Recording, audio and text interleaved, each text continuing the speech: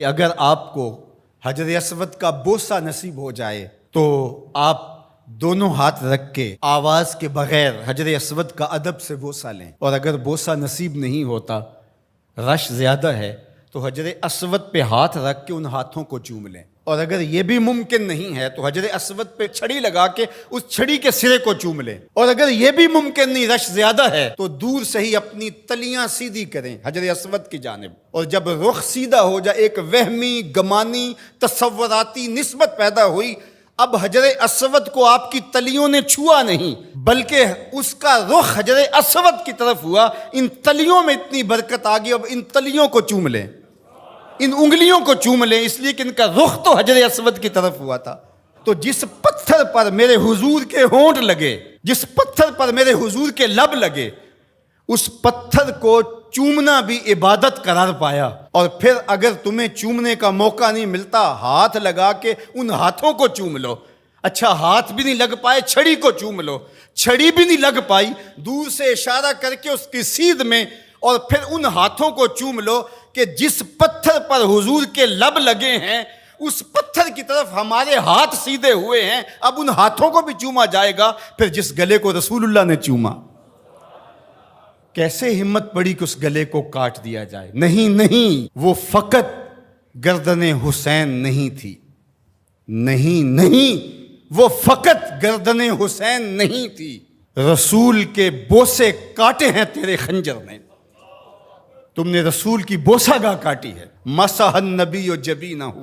فلہ بریق فی الخدود ابواہ من اولیاء قریش وجدہ خیر الجدود۔ کہا کہ یہ پیشانی وہ ہے جس پیشانی کو رسول نے چوما ہے، اس گلے کو تو حضور نے چوما ہے، ان ہونٹوں کو تو حضور نے چوما ہے، اس زبان کو تو حضور نے چوما ہے۔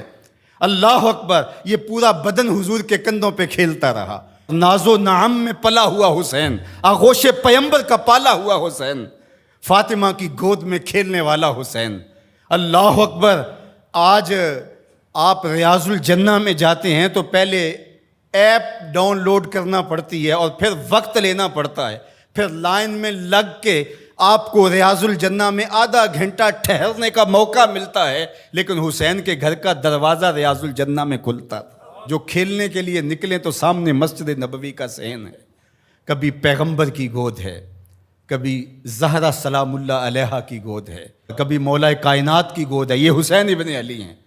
حضور علیہ السلام گزرتے ہیں اور حضرت امام حسین رو رہے ہیں، تو آقا کریم نے فرمایا حسین کو چپ کرواؤ، اس کا رونا مجھے اذیت دیتا ہے۔ تو بتائیے کہ جب نیزوں پہ حسین ابن علی کو پرویا گیا تو گنبد خضرا میں حضور کی کیفیت کیا ہوگی؟ جن کے دم سے دین کا بھرم قائم تھا، جو چراغے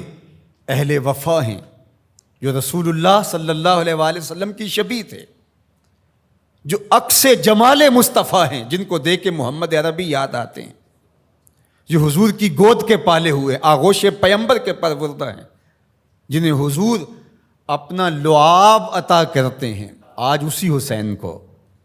پیغمبر کے نواسے کو، 3 دن کے اس پیاسے کو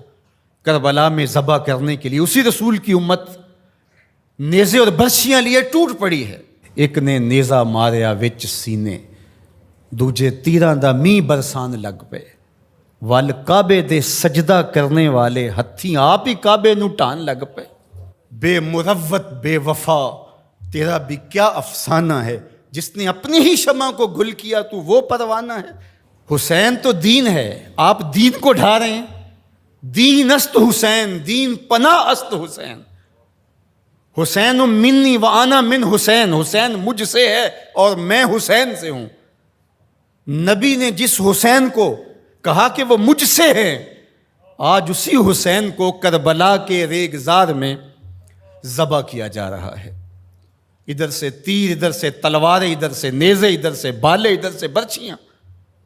اور پیغمبر کا نواسا ان برچیوں والوں کے درمیان گھرا ہوا ہے۔ وہ کیا کسی نے کہا تھا، خاک پر وہ خون مشک بو بہنے لگا، ریت پر اسلام کے دل کا لہو بہنے لگا۔ اسلام کا دل تھے امام حسین رضی اللہ تعالیٰ عنہ، اس قلب دین کو، اس پناہ دین کو، شاہ سوار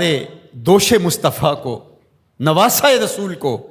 پورے بطول کو، ابن علی کو، برادر حسن رضی اللہ تعالیٰ عنہ کو آج جس طرح بے دردی سے شہید کیا جا رہا ہے.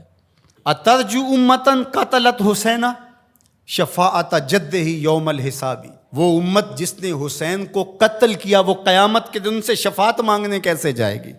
کیسے سوال شفاعت کا کرے گی جس نے ان کے نواسے کو شہید کر دیا؟ وہ کتنا دردناک منظر ہوگا جب قیامت کے دن سیدہ فاطمہ سلام اللہ علیہا اپنا مقدمہ لے کے رب کے حضور پیش ہوں گی اور حسین کے خون میں لتڑے ہوئے کپڑے اللہ کے حضور پیش کریں گی کہ مالک میں حسین کے خون کا حساب مانگنے آئی ہوں.